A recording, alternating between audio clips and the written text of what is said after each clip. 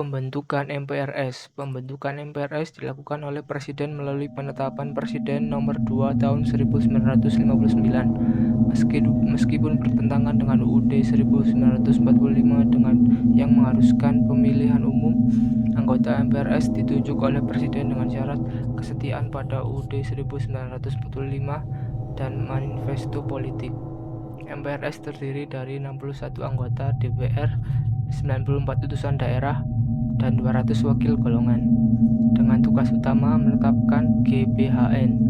Menurut Presiden Soekarno, MPRS adalah alat revolusi untuk mewujudkan masyarakat adil, makmur, dan damai.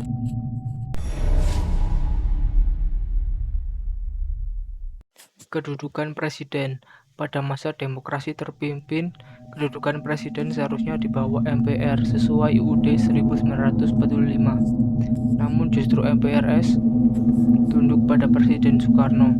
Hal ini terlihat dari pengangkatan Ketua MPRS yang dirangkap oleh Wakil Perdana Menteri ketiga serta Wakil Ketua MPRS yang berasal dari partai besar dan ABRI, yang semuanya berkedudukan sebagai menteri tanpa memimpin departemen.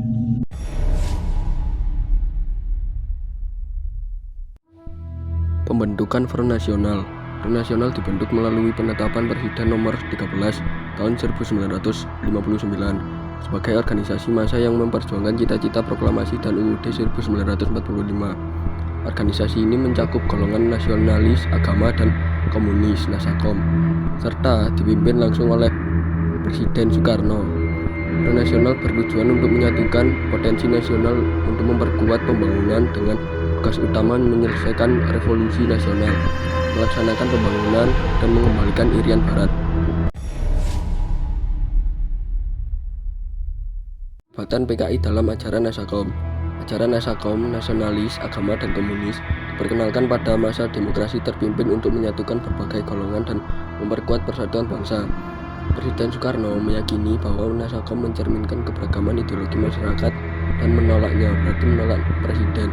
Namun penyebarluasan ajaran ini dimanfaatkan oleh PKI untuk memperkuat posisinya, yang menyebabkan penyimpangan dari Pancasila dan UUD 1945. PKI berhasil mempengaruhi Presiden dan meyakinkannya bahwa tanpa dukungan mereka, ia akan lemah terhadap TNI.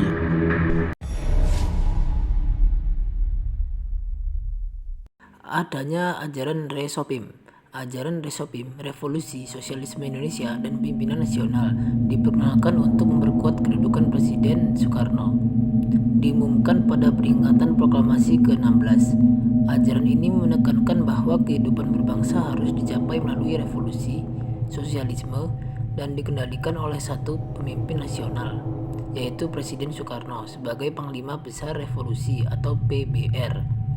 Dampaknya, lembaga-lembaga tinggi negara ditempatkan di bawah presiden, dengan para pimpinannya diberi pangkat menteri, meskipun menteri seharusnya hanya berperan sebagai pembantu presiden.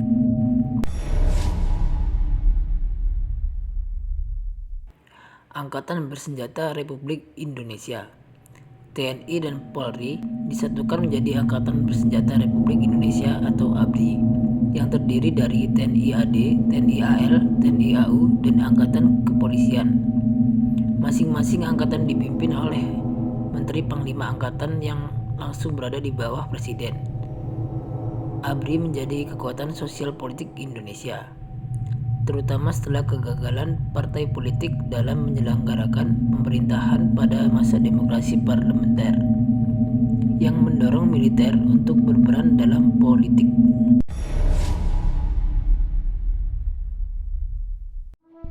Pembentukan Kabinet Kerja. Pada 9 Juli 1959, Presiden Soekarno membentuk Kabinet Kerja dengan Insinyur Juanda sebagai Wakil Presiden. Kabinet ini memiliki Menteri Inti dan Menteri Negara ex officio yang bisa menghadiri sidang kabinet. Hingga 1964, Kabinet Kerja mengalami 3 kali reshuffle. Program utamanya mencukupi kebutuhan sandang pangan, menciptakan keamanan negara, dan mengembalikan Irian Barat.